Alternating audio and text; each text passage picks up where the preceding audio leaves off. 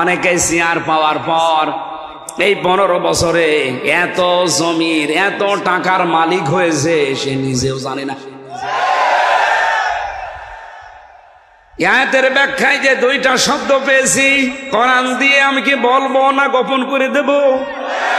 না বলে আমি আবার 3 বছর যাই। আপনারা কানে হাত দিয়ে থাকেন, আমি বলে ফেলি। অবৈধ ইনকাম যারা করছেন করেছেন, 1 নম্বরে শাস্তি তাদের। দুনিয়াতে ওই সম্পদ আপনাকে আল্লাহ ভোগ করতে দেবে না। ভোগ করতে যে দিচ্ছে না, আপনি দেখতে পাচ্ছেন না? কথা বলে না কেন? এই জন্য যে সমাজে কোরআন বিজয়ী থাকে ওখানে হালালকে হালাল মানা সহজ, হারামকে হারাম জানার পরে ছেড়ে দেওয়া সহজ। কোরআন যদি বিজয়ী না থাকে, হালালকে হালাল জানার পর আপনি মানতে পারবেন না। এরকম জায়গা দেশে নেই? কথা বলা লাগবে। হারামকে হারাম জানার পরও ছেড়ে দিতে পারবেন না। একটার সাথে আর একটা কেমন মিল দেখেছেন? এর পরের শব্দ তো আরো আশ্চর্য। আমি মনে করছি যারা আলেম আছে এখান থেকে অনেক তথ্য আপনি নিতে পারবেন। ফাস্তাজহারাহু দেওয়ার পরেই ফাহাল্লা হালালাহু ওয়া হাররামা হারামাহু শেষ করেননি। নবীজি বলেন আদখালাহুল্লাহুল জান্নাহ, আল্লাহ তাকে জান্নাতে দিয়ে দিয়েছে। প্রশ্ন আসতে পারে আমি তো এখনো মারা যাইনি, আমার জান্নাতে দিল কি করে? অথচ এটা মাছের শিকা। এই কথা বলছেন না কেন? অতীতের শব্দ নবীজি লাগালেন, আমি এখনো মারা যাইনি, তাহলে জান্নাতে পৌঁছালাম কি করে? মুহাদ্দিসিন ইকরামে হাদিসের ব্যাখ্যা করতে গিয়ে আমি এর আগ পর্যন্ত বুঝতাম না। জেলখানায় 3টা বছর আমি কওমি মাদ্রাসার প্রায় 76 জন আলেমের সাথে পাশাপাশি ছিলাম। বিশেষ করে মাওলানা মামুনুল হক, এ লোকটার আরবি গ্রামারের উপরে বড় দখল আছে। এত সূক্ষ্ম সূক্ষ্ম বিষয় বিভিন্ন আয়াত থেকে হাদিস থেকে বের করতে পারে, যেটা আমি বিশ্ববিদ্যালয় শেষ করেও পাইনি। কারণ ভার্সিটিতে যারা ক্লাস নাই এত সূক্ষ্ম বিষয় ওনাদের মন নেই, আর ওনারা মাত্র 40-45 মিনিট ক্লাস নাই, কি দেবে? আর এখানে 3 বছর ওনার রোমে আমি একাধারে একসাথে ছিলাম। 24 ঘন্টায় ওনার সাথে আমি দেখেছি সূক্ষ্ম কিছু বিশ্লেষণ ওনার কাছে আমি যেটা পেয়েছিলাম, তার ভেতরে আদখালাহুল্লাহুল জান্নাতা। আগের বর্ণিত এই 4টা শব্দ যদি সত্যিই কোনো ব্যক্তি, পরিবার, সমাজ আর রাষ্ট্রে মেনে নিতে পারে, সে যেন বিশ্বাস করে নবীর এই কথা যে সে জান্নাতে আছে। 4টা শব্দ কি? কোরআন পড়বে, 4টা শর্ত আদায় করে কোরআনকে ইজহার করার চেষ্টা চালাবে, বিজয়ী করার জন্য চেষ্টা করবে। এখন যদি বলেন কোরআন বিজয়ী যদি না হয়, না হোক, কোরআন বিজয় করে দেখাতে হবে, এটা ফরজ না, চেষ্টা করা ফরজ। কারণ এটা পৃথিবীর যত ভালো কাজ আছে সবচাইতে ভালো কাজ এইটা। আমি এটা বানিয়ে বললাম? বলেন। কোরআনে কারিমে আল্লাহ জানিয়েছেন যালিকুম খায়রুল লাকুম ইন কুনতুম তা'লামুন। এইটাই ভালো কাজ যদি তোমরা জানো। কোনটা? এর আগে আমার আল্লাহ যে কথাগুলো দিয়েছেন এই কথাগুলো শোনেন, আর এর বিপরীতে কিছু কথা আমি বলছি, ওগুলো 2টা আপনি পাশাপাশি রেখে মিলাবেন। আল্লাহর কথা, নবীর কথা যে কত বাস্তব, আপনি এখনই ঈমান যাদের আছে আরো তাজা হয়ে যাবে।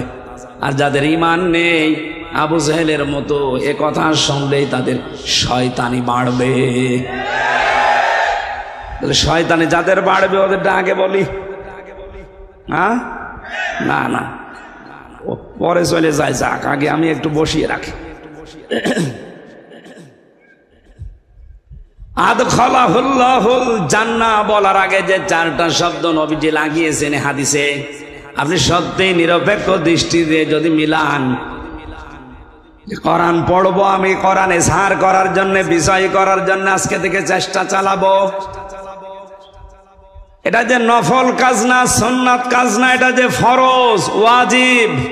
পৃথিবীতে যত ভালো ভালো কাজ আছে সব চাইতে ভালো কাজ আল্লাহ খায়রুল লাকুম দিয়েছেন। এইটাই ভালো কাজ বলার আগে আমার আল্লাহ জানিয়ে দিলেন, তো উমিনুনা বিল্লাহি ওয়া রাসূলিহি ওয়া তুজাহিদুনা ফি সাবিলিল্লাহ বিআমওয়ালিকুম ওয়া আনফুসিকুম যালিকুম খায়রুল লাকুম। আল্লাহ বলেন, আল্লাহর উপরে যাদের বিশ্বাস আছে আর রাসূলের উপরে বিশ্বাস আছে, এই দুইটাকে সামনে রেখে জান আর মাল দিয়ে আল্লাহ আর এই জমিনে আল্লাহর বিধানকে কায়েম করার জন্য, বিজয়ী করার জন্য যারা চেষ্টা চালাবে, এটা যে ভালো কাজ আমি কি বানাচ্ছি? বলুন, এই আয়াতের মর্মবাণী, মর্ম অর্থ, এর আসল বিষয় উপলব্ধি করার ক্ষমতা হয়তো এখন বাংলাদেশে আমাদের হচ্ছে না। কিন্তু যাদেরকে আপনি আদর্শ বলে প্রচার করেন যে সাহাবীরা আমাদের আদর্শ, তাদের দিকে তাকান তো। হযরতে মুআয মুহাব্বিজ, ওনার এই আয়াত বুঝেছিল, এজন্য 11 বছর 13 বছর বয়সেও আল্লাহর দিন বিজয় করার জন্যে হাঁটুর উপরে, পায়ের উপরে, গোড়ালের উপরে ভর দিয়ে হলেও যাওয়ার চেষ্টা করেছে। আর আমরা এভাবে বুঝি না, এজন্য হাঁটুর উপরে না, গোড়ালের উপরে না, আরো কি করে পেছন টান মারা যায় সেই চিন্তায় থাকি। আল্লাহর কসম, ভোলাবাসী, কোরআন যদি বাংলাদেশে বিজয় থাকে আর আপনি যদি হালালকে হালাল মানতে পারেন, হারামকে হারাম জানার পরে ছেড়ে দিতে পারেন, আপনি দেখবেন এ দুনিয়াটা, আমাদের বাংলাদেশটা, 228টা রাষ্ট্রের ভেতরে একটা মিনি জান্নাত হয়ে গেছে। আর এইটাই দেখতে বাকি আছে আমাদের এই 53 বছরে। এই কথা বলে না কেন? এই জন্য কোরআনকে শুধু পড়া না, এটা এজহার করার জন্য চেষ্টা চালাতে হবে। আর এটা নফল না ফরজ? নামাজ পড়া যেমন ফরজ, রোজা রাখা যেমন ফরজ, কোরআনে কারিমকে এই দেশে বিজয়ী করার চেষ্টা করা ওই রকম ফরজ। এটা আজ অনেকে রাজনীতি মনে করে, দুনিয়ার কাজ মনে করে পেছন ফিরে, মুখ ফিরিয়ে থাকে। ও মনে করে যে আমি কিছু জানি না। আপনি অন্ধ আচরণ করছেন। আপনার এই আচরণ, আপনার এই মনের কথা কে জানে বলেন তো? বলেন। ভোলাবাসী একটু খেয়াল করেন তো এই শব্দটা নিয়ে। বিশ্বনবী মুহাম্মদ রাসূলুল্লাহ সাল্লাল্লাহু আলাইহি সাল্লামকে আল্লাহ যদি একা বলতেন, কসম করেন আমার সামনে আমি কোনোদিনই আয়াতটা আপনার সামনে পড়তাম না। শারা লাকুম মিনাদ-দ্বীন, এই আয়াতটা 13 নম্বর আয়াত সূরা সূরার। 4 জন বড় বড় নবীর নাম আল্লাহ উল্লেখ করেছেন আয়াতে। এরপরও বিশ্ব নবীকে আল্লাহ পাক জানিয়ে দিয়েছে, নবী আপনাকে আমি এ বিষয়ে ওহী করলাম যে আমার দ্বীন কায়েম করেন, আর এ বিষয়ে কোনো মত পার্থক্য চলবে না। সুতরাং এই বাংলাদেশে যারা জামাত ইসলামী করেন, আওয়ামী লীগ করেন, বিএনপি করেন, তাবলীগ করেন, চরমনার মুরিদ করেন, আমি নিষেধ করছি না, কিন্তু আপনার জীবনের টার্গেট যেন এটা থাকে যে আল্লাহর কোরআন কি করে বিজয়ী হয়। এটা যদি আপনার মনের ভেতরে আকাঙ্ক্ষা না থাকে, আপনি জামাত ইসলাম করলেও মুনাফিক হয়ে মরবেন, চরমনায় পীরের মুরিদ হলেও মুনাফিক হয়ে মরবেন, আওয়ামী লীগ হলেও মুনাফিক হয়ে মরবেন। আপনাকে তো আমি বাঁচাতে চাই। জীবনের টার্গেট এইটা বানিয়ে নেন, কি করে এটা বিজয় করা যায়, কি করে এটা কায়েম করা যায়। তাহলে আমার হকগুলো আমি বুঝে পাবো, যেটা নিষিদ্ধ ওটা আমাকে ছাড়তে বাধ্য করা হবে। খলিফাতুল মুসলিমিন হযরত ওমর রাদিয়াল্লাহু তাআলা আনহু রাষ্ট্রের দায়িত্ব পালন করে বাড়িতে আসলেন। মনে করেন রাত 9টা 10টার সময় বাড়িতে প্রবেশ করে দেখছেন তার ঘরের বারান্দায় একটা মাসুম বাচ্চার 12 টুকরা লাশ। চিন্তা করলেন আমার দেশে কোরআন চলে, কোরআনের আইন দিয়ে আমার পরিবার থেকে রাষ্ট্র পর্যন্ত সব আমি চালাই, আর আমার দেশে আমার বাড়িতে মাসুম বাচ্চার লাশকে তাও 12 টুকরা করে রেখে গেল রাতের বেলায় কে?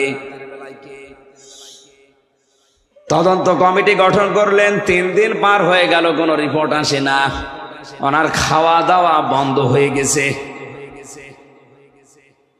চিন্তা করছে কোনো রিপোর্ট পেলাম না, অথচ আমার এই দেশে একটা ভালো মানুষ, নিরপরাধ, নিষ্কলুষ বিনা অপরাধে 12 টুকরা হয়ে পড়ে আছে। মাসুম বাচ্চা তো কোনো গুনাহ নেই। কে করলো এই কাজটা? রিপোর্ট যখন কেউ দিতে পারে না, ওনার চিন্তায় খাওয়া দাওয়া বন্ধ হয়ে গেছে। কারণ পৃথিবীতে যে যত বড় দায়িত্বে থাকে, কিয়ামতের দিন তার জবাব দেওয়া লাগবে অত বড়। আমি আমার ম্যাডাম তামান্না সুলতানা, আমার 2টা মেয়ে, মাওয়া জান্নাত আর ফারিহা জান্নাত, এই 3 জনের ব্যাপারে আমি উকিল, অভিভাবক। কুল্লুকুম রাঈন ওয়া কুল্লুকুম মাসউলুন আন রাইয়াতিহি। কিয়ামতের দিন এই 3 জনের ব্যাপারে আল্লাহ আমাকে জিজ্ঞাসা করবে। চেয়ারম্যান সাহেবের আয়ত্ত আমার চাইতে আরেকটু বেশি, এমপি সাহেবের আরেকটু বেশি, প্রধানমন্ত্রীর আরো বেশি। এই পৃথিবীর মোড়ল যিনি জো বাইডেনের, এর আয়ত্ত আরো বেশি। কিয়ামতের দিন ওরে 750 কোটি মানুষের ব্যাপারে আল্লাহ জিজ্ঞাসা করবে, তারপরে বাকি। প্রধানমন্ত্রীকে 18 কোটি মানুষের ব্যাপারে জিজ্ঞাসা করা হবে এদের হক সম্পর্কে, এরপরে বাকি কথা। আমি আমির হামজাকে মাত্র 3 জনের ব্যাপারে জিজ্ঞাসা করবে যে এদের হক আদায় করেছিলি কিনা বল। যদি সঠিক জবাব দিতে পারি, বাকি অন্য বিচার শুরু হবে। প্রতিটি মানুষ যেহেতু দায়িত্বশীল, তার স্ব দায়িত্ব সম্পর্কে তাকে জিজ্ঞাসা করা হবে। অবলাবাসী হাদিসটা নিয়ে একটু ভাবেন। হযরত ওমর চিন্তা করেন, আমার জামানায় কোরআন চলে, তাও রাষ্ট্রীয়ভাবে প্রতিষ্ঠিত কোরআন। এখানে বিজয় আছে, কোরআনে সাহার করা আছে, কায়েম করা আছে। আর আমার দেশে এই অবস্থায় 12 টুকরা একটা লাশ পড়ে আছে, তাও আমার ঘরের বারান্দায়। না, চিন্তা টেনশনে পেরেশানিতে খাওয়া দাওয়া বন্ধ করে দিয়েছে। হঠাৎ করে একটা যুবতী মেয়ে তার বাবাকে সহ রাজ দরবারে হাজির, ডাক দিয়ে বলে, খলিফাতুল মুসলিমিন, আপনি যে লাশের ব্যাপারে চিন্তিত, ওই মাসুম বাচ্চাটা আমার, আমি নিজেই ওকে 12 টুকরা করে আপনার বারান্দায় রাতে রেখে গেছি। হযরত ওমর বলে, মেয়ে কি বলো তুমি, বসো।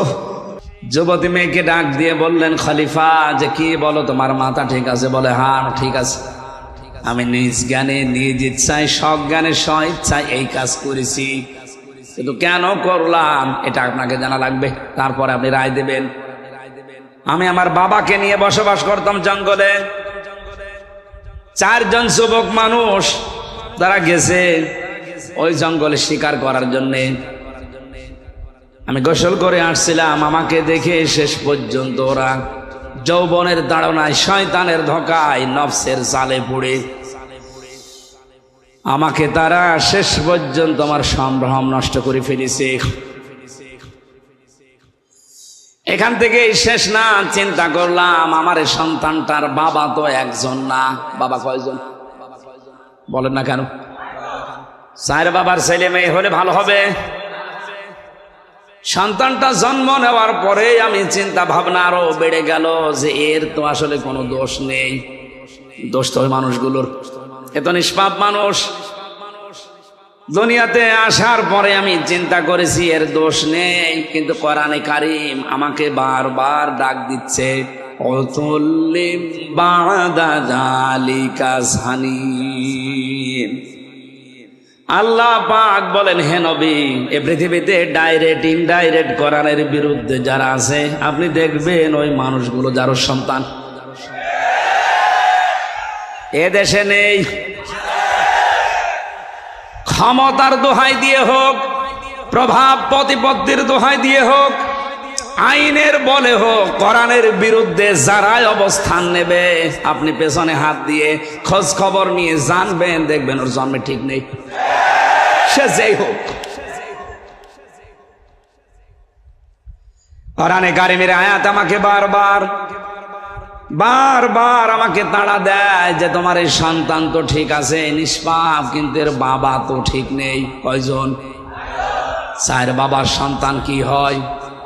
জারজ। বলেন না কেন? আমার সন্তান জারজ হয়ে বড় হবে, ও বড় হওয়ার পরে কোরআনের বিরুদ্ধে অবস্থান নেবে, আর আমি মা হয়ে ওই বয়সে বসে বসে দেখবো না। ওই বয়স চাওয়ার আগে ওরে আমি দুনিয়া থেকে বিদায় করে দেই। এই জন্যে কোরআনে কারীমের এই আদেশ আমার সামনে, এ কারণে টুকরা টুকরা করেছি 12টা। মনে করলাম আমার তো বিচার হওয়া দরকার, কারণ মানুষ হত্যা করে যদি বিচার না হয়, কোন বিচার কোরআনে কারিমে যেটা 500টা আইন আল্লাহ দিয়েছেন, এই 500 আইনের একটা আইনও যদি আপনি লঙ্ঘন করেন, আর আইনটা যদি দুনিয়াতে বিচার সঠিকভাবে না হয়, কিয়ামতের দিন ওই বিচার আল্লাহ ডবল করে করবে। আমি বোঝাতে পারিছি? পৃথিবীতে কোন কোরআনের আইনের কোন বিচার যদি আপনি না পান, যে কোনো কায়দায় বেঁচে গেলেন, কিয়ামতের দিন আমার আল্লাহ যদি ওই বিচার করে ডবল করে করবে। আর কোরআনে কারিমের 500 আইন এর বিরুদ্ধে অবস্থান নিয়ে পৃথিবীর জমিনে যদি আপনি কিছু করে থাকেন, কোরআনের আয়াতের ব্যাখ্যায় তাফসিরে আমি পড়েছি, 2টা শাস্তি আপনাকে আল্লাহ দুনিয়ায় দেবেই।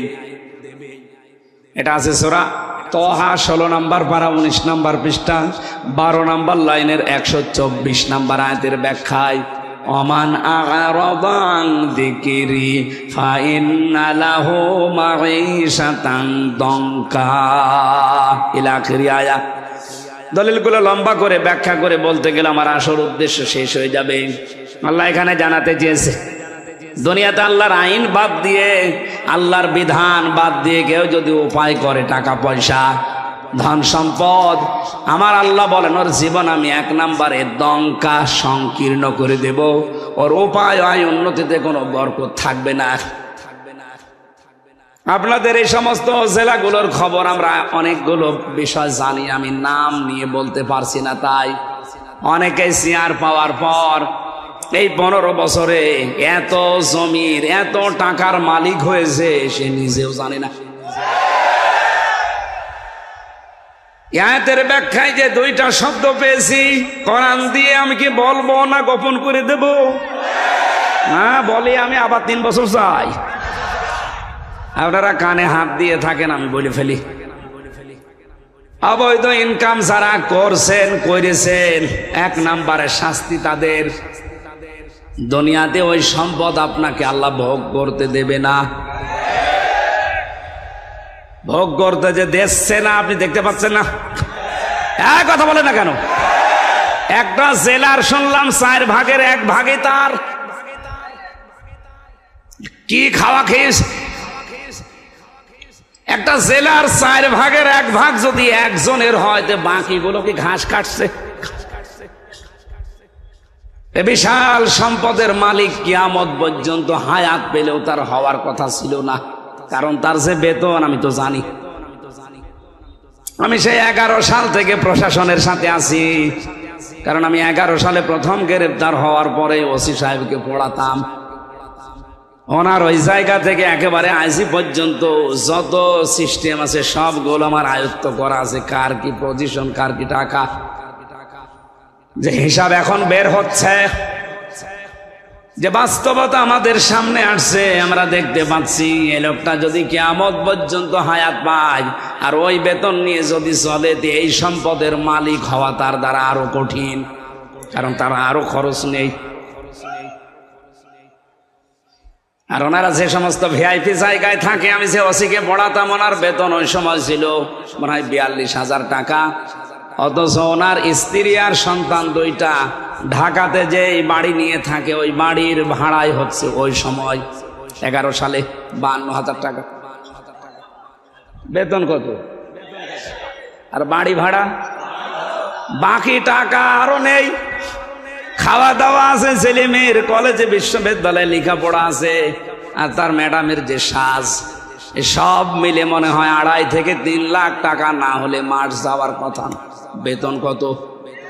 ও বেতন যাওয়ার পরও আরো ফেরেশতারা দিয়ে যায়।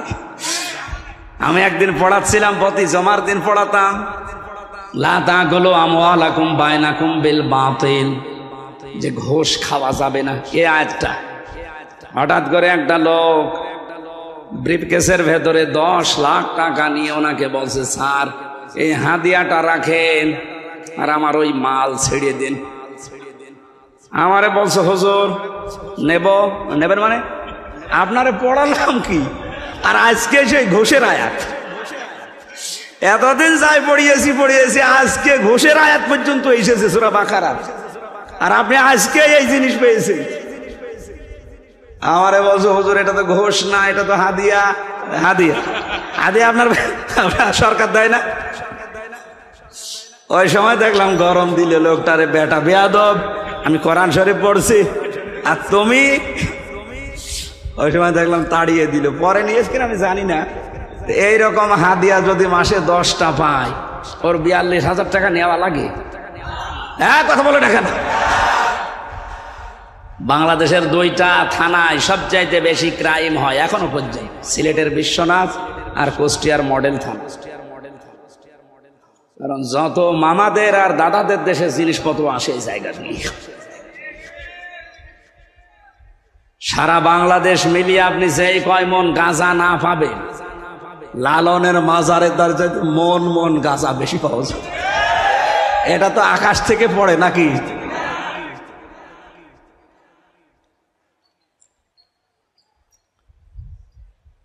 এই জন্য ওনার যে বেতন আছে, ওনার তো সংসার আছে, ছেলে মেয়ে আছে, স্ত্রী আছে, মা বাবা আছে, সব খরচ মিটিয়ে তারপরে তো আপনি জমি কিনবেন। পাবেন কোথায়? পাবেন না। এই জন্যে বলছি কিয়ামত পর্যন্ত হায়াত পেলেও আপনি ওই জায়গায় যেতে পারেন না। তারপরও যখন গিয়েছেন, আয়াতের বাস্তবতা দেখেন, দুনিয়াতে আল্লাহ সেই সম্পদ তাকে ভোগ করতে দিচ্ছে না। এই কথা বলা লাগবে। আমি কি 1,500 বছর আগের ওয়াজ করছি? 2-3 দিন আগে। বাকি দুনিয়াতে আল্লাহ এমন একটা চরম শাস্তির ভেতরে আপনাকে ফেলবে, যেটা দেখে দুনিয়া আটকে উঠবে, যেটা ঝিনাইদার একজনের ব্যাপারে আমরা দেখলাম। আরো আসতে বলেন। সারা বাংলাদেশ না পৃথিবী হতভম্ব হয়ে গেছে। এ মহিলা তো 12 টুকরা করেছিল, আর ওর লাশ যে কত টুকরা হয়েছে এখনো পর্যন্ত কোনো খোঁজ নেই। ছেলেমেয়েরা প্রতিদিন হায় হতাশ করছে, কান্নাকাটিতে, 1 টুকরা লাশ অন্তত দেন, একটু জানাজা পড়ি। আজকে ইন্টারনেটে দেখলাম কলকাতায় একটা সড়ক গাছের সাথে 2টা বিসি ঝুলিয়ে রেখে বলছে এটা অমকের বিসি। কোথায় নামিয়েছে চিন্তা করেছেন? বিসি যদি ওর না, ওটা মনে হয় ছাগলের বিসি হবে, কারণ যে সাইজ দেখলাম ওটা ওর বেশি হওয়ার কথা না।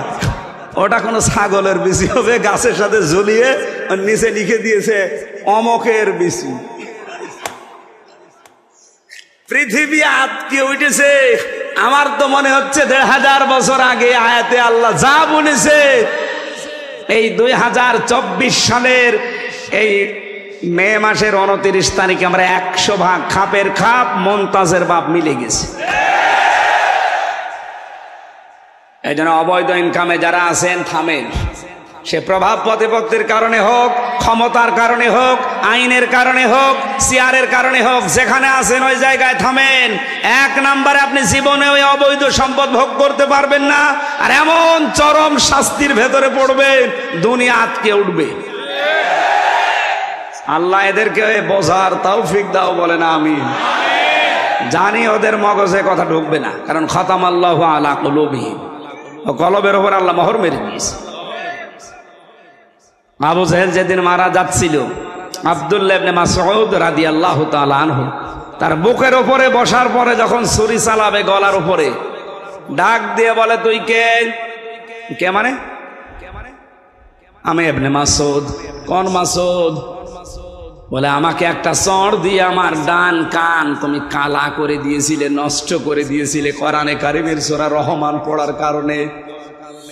সূরা রহমান যেদিন নাজিল হয়, ওই দিন বিশ্ব নবী ডাক দিয়ে বললেন, সাহাবীরা কে পারবে তোমরা রহমান তেলাওয়াত করতে?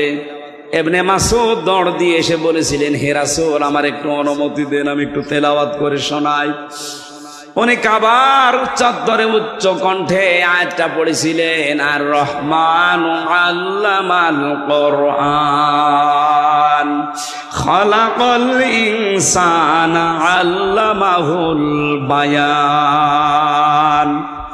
তেলাওয়াত শেষ হতে না হতে আবু জাহেল দৌড়িয়ে এসে এমন একটা চড় লাগিয়েছিল এই কানের ওপরে, কান দিয়ে রক্ত বের হওয়ার পরে কানটা ওই যে নষ্ট হয়েছে, আর কোনোদিন উনি কানে শুনতে পাননি। ইবনে মাসউদ রাসূলের কাছে এসে কান দিয়ে রক্ত ঝরছে এটা দেখালেন। নবীজি ওই দিন কাঁদছিলেন, হযরত ইবনে মাসউদ কাঁদছিলেন। জিবরাইল এসে তাদের কান্নার মাঝে এসে মন খারাপ করে একটু কেঁদেছিলেন। এই লোকটা যেদিন মারা যায়, ইবনে মাসউদ রাদিয়াল্লাহু তাআলা আনহু তার বুকের উপরে বসলেন, ডাক দিয়ে বলে, আমাকে চিনতে পারোনি? সূরা রহমান পড়ার অপরাধে তুমি আমার কান দিয়ে রক্ত পর্যন্ত বের করে দিয়েছিলে। আমি সেই ইবনে মাসউদ। কি করতে চাও? তোমার এই কল্লাটা নবীর কাছে আমি নিয়ে যেতে চাই। আবু জেহেল ওই সময় বলেছিল, ইবনে মাসউদ, আমার গলাটা যখন কাটতে চাও একটু বড় করে কাটো, মানুষ যেন দেখলে বোঝে যে নেতার মাথা। শয়তান মরে যাচ্ছে, তেজ কমছে না। এরকম টাটকা শয়তান দেশে আছে না? কোরআন শরীফ দিয়ে না, ওদের বাকারি শরীফ দিয়ে বোঝালেও বুঝবে না। ইবনে মাসউদ চিন্তা করলেন, মাথাটা যদি নবীর কাছে নিয়ে যেতে পারে তাহলে নবীজি খুশি হয়ে আমার জন্য দোয়া করবেন। ডাক দিয়ে বললেন, তুই কালেমাটা পড়, আমি তোরে এখনো মাফ করে দেব। বলে না, আব্দুল্লাহর ছেলে মোহাম্মদ তোদেরকে জাদু করেছে, আমারে এখনো করতে পারে নাই। ইবনে মাসউদ বলে, ঠিক আছে, তোর আমি আরেকটু সময় দিলাম। উনি দৌড় দিয়ে গেলেন রাসূলের কাছে, আবার ঘুরে আসলেন, আবার বললেন, কালেমাটা পড়, আমি তোরে এখনো মাফ করে দেব। আমি নবীকে বলবো যেন তিনিও মাফ করে দেয়। ও আবার ওই একই কথা যে আব্দুল্লাহর ছেলে তোদেরকে জাদু করতে পেরেছে, আমাকে এখনো করতে পারে নাই। আমি এখনো যদি মোহাম্মদকে আমার কাছে পেতাম, তাকে আমি নিজে টুকরা টুকরা করতাম। আব্দুল্লাহ ইবনে মাসউদ বলে, এবার আর তোরে ছাড় দেওয়া যায় না, এতক্ষণ পর্যন্ত তোরে 3 বার ছাড় দিলাম, তুই আবার আমার নবীর দিকে আঙ্গুল তুলেছিস, তোরে আঙ্গুলও রাখবো না, এ মুখও রাখবো না। ছুরি চালিয়ে দিলেন। ও বলেছিল মাথাটা বড় করে কাটতে, ওর বিপরীতটা করে মাথা ছোট করে কাটলেন এই থুতনির নিচ দিয়ে। মাথাটা আলাদা হয়ে পড়ে আছে। চিন্তা করলেন নিয়ে যাই, তোলার চেষ্টা করলেন, দেখেন না, নড়ে না। তরবারি ছিল যেটা, কানের একদিকে ছিদ্র করলেন, এক কানের ভেতরে ছিদ্রি করে রশি ঢুকিয়ে প্যাঁচ দিয়ে বেঁধে আর আগা দিয়ে টান দিলেন, দেখে না, মাথা নড়ে না। চিন্তা করলেন, এ শয়তানের মাথায় এত ভারী হয়ে গেল কি করে? আমি একটা যুবক মানুষ, এত চেষ্টা করি মাথা নড়ানোর, কিন্তু নড়ে না। উনি বললেন, দেখি আর একটা কান ছিদ্র করি। দ্বিতীয় কান ছিদ্র করে ভেতরে রশি ঢোকালেন। রশির 2 মাথা টাইট করে বেঁধে নিজের বুকের কাছে রশি দিয়ে এবার টানতে আরম্ভ করলেন। দেখা, হ্যাঁ, মাথা নড়ে। আল্লাহ রাব্বুল আলামিন যেন জানাতে চেয়েছে, ইবনে মাসউদ, আমার কোরআনে কারীমের পক্ষে থাকার কারণে এই লোকটা তোর একটা কান ছিদ্র করেছিল, আমি আল্লাহ তোর হাতে ওর 2টা কান দুনিয়ায় ছিদ্র করে ওকে প্রতিশোধ নিয়ে দেখিয়ে দিলাম। আমার তো মনে হচ্ছে বাংলাদেশে অনেকের উপরে আমার আল্লাহ প্রতিশোধ আরম্ভ করে দিয়েছে। আপনি একটা মানুষকে মারবেন, মেরে ফেলেন, চোখ তুললেন কোন কারণে? মনে করছেন তার মা বাবার দোয়া বৃথা যাবে? কখনো না। কারণ মায়ের দোয়া আর বাবার দোয়া আরশে চলে যায়। তার মায়ের ওই কান্না আমি ওই বছরে শুনেছিলাম, বাবার আফসোস দেখেছিলাম। বারবার মা বাবা বলছিল, আমার ছেলেকে তোরা মারবি, মেরে ফেল, কিন্তু আমার ছেলেটা চোখ তুলি নিলি কোন কারণে? আমার মনে হয় মা বাবা তাহাজ্জুদের পার্টিতে বসে আল্লাহর দরবারে বিচার দিয়ে ফেলেছিল। ওই বিচার আমার আল্লাহ এখনো পর্যন্ত ভুলে যায় নাই। আপনি তার 1 চোখ তুলেছিলেন, 2 চোখ তুলেছিলেন, আপনাকে আল্লাহ এত টুকরা টুকরা করে দুনিয়া থেকে বিদায় দিয়েছে যে জানাজা পড়ানোর জন্য একটা টুকরা এখন পাওয়া যাচ্ছে না।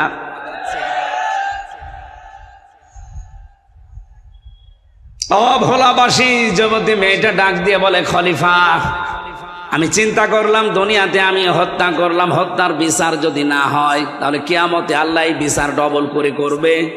সুতরাং আমি যেন বিচার তাড়াতাড়ি পাই, এই কারণে আপনার বারান্দায় রাতের বেলা চুরি করে লাশটা রেখে গেছি। হযরত ওমর বললে, মেয়েটা তুমি কেন এই 3 দিন তাহলে আসলে না? আমার চিন্তায় খাওয়া দাওয়া বন্ধ হয়ে গেছে। মেয়েটা বলে, খলিফা জানের মায়া আমারও আছে। ছেলেটা হত্যা করার পরে আমি মনে মনে ভাবছিলাম যে না, মনে হয় বেঁচে যেতে পারবো যদি ধরা না পড়ি, কিন্তু কোরআনে কারীম আমাকে বাঁচতে দিল না। বারবার যেন আমাকে তাড়া দিয়ে বেড়ায় যে তাড়াতাড়ি দুনিয়ায় বিচারটা করে ফেলো।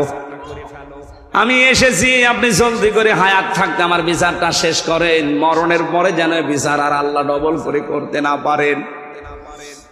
হযরত ওমর রায় দেবেন, হঠাৎ তাকিয়ে দেখলেন ওই 4 জন যুবক এসে হাজির। ডাক দিয়ে বলে, তোমরা কারা? বলে, আপনি যে বিচারের রায় দেবেন বলে দাঁড়িয়েছেন, বসে আছেন, ওই বিচারের আসল আসামি আমরা 4 জন। এই মেয়েটার কোনো দোষ নেই।